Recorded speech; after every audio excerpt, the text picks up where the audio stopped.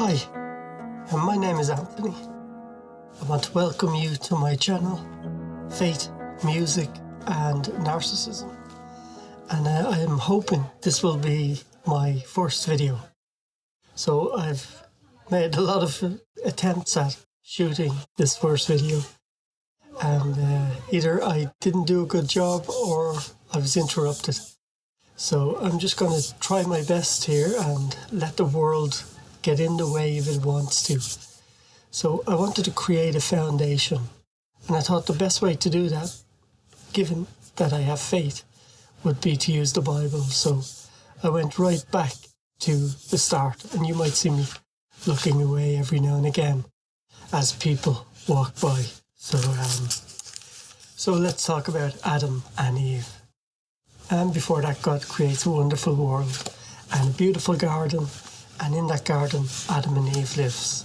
And he tells them, under no circumstances should you eat fruit from this tree. If you do this, it will be a sin. And I should have to act. So they're living happily. And then a serpent comes along and tempts Eve. And Eve is told that if you eat this fruit, you will be like God. You will have the same knowledge God has. And so she eats the fruit. Now, when I was a kid, I remembered if my sisters were in trouble for something and they did not want me to tell my parents, they would help me get into the trouble with them. So this was usually smoking cigarettes or stealing candy from a press, okay? So Eve didn't want to live with having done something wrong. So she tempted Adam, and together they both ate the fruit. Now, when they ate the fruit, this is what happened. They had sinned against their Creator, and that brought shame. And the fear of being exposed for what they done brought fear. So shame and fear lived together in them. And so they knew good from evil, having eaten the fruit. Now there are some people who will suggest that that fruit was Adam and Eve having sex, okay? And that they'd done it out of wedlock, that they hadn't sworn under God's law to love each other and to be united under God's word. And so they'd had sex out of marriage. And that the sex, or the apple, is there to take the place of sex. Okay? So sin had been born. But Adam had been tricked into eating the apple. And Eve had also been seduced into eating the apple. And so we could say that sin was born on that day. And so Adam, having been tricked, was not 100% guilty of his sin. He had been trusting where he should not have been trusting. So that's one way to look at it. It doesn't mean it's right, but it helps us to create a foundation. Now that's kind of like if you marry a narcissist and you were seduced by their charm, only to discover you had got involved with the wrong person later on down the road. So we could use those two analogies to put things together. So I'll just read some notes that I had, and then I'll try to sum it up so I can hopefully achieve my first video for my channel. So God creates paradise, the serpent tempts Eve, Eve experiences a lust for knowledge, and to experience that knowledge would mean she'd be closer to having God's power and be like God.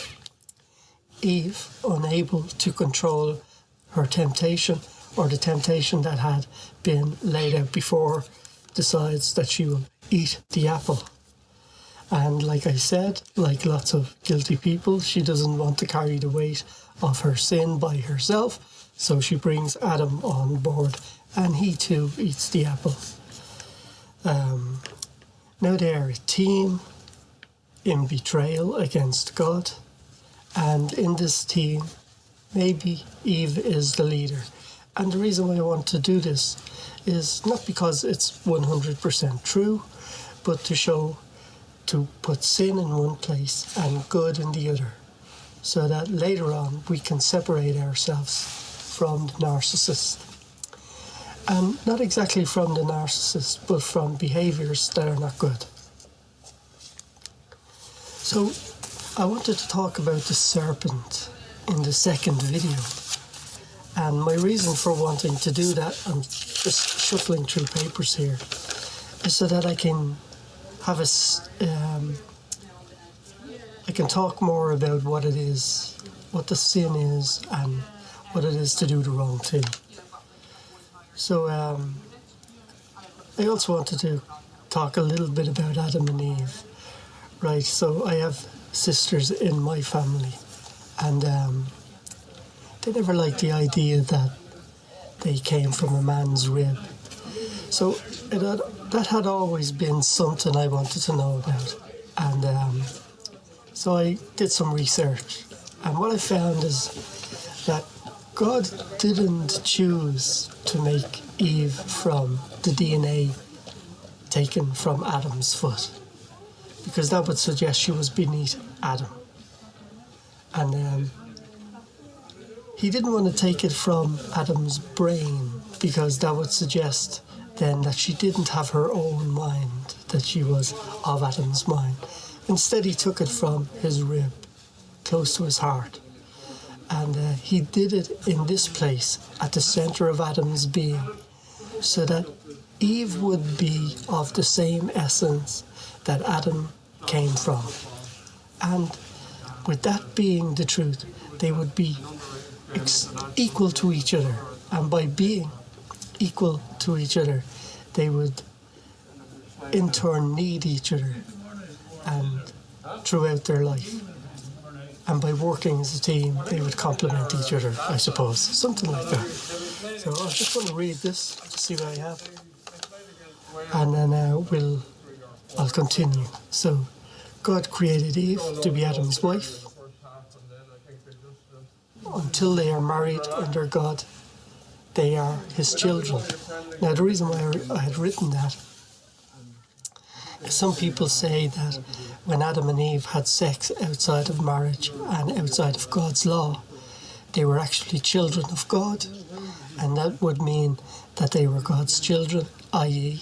brother and sister, and that original sin was brother and sister having sex, because God had not anointed them in marriage.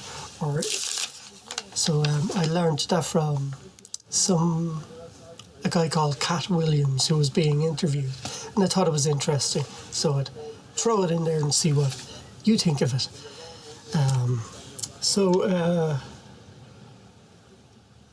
Okay, so without God's blessing, they cannot engage in sex. Eve being created from Adam's rib is significant, and I just said why.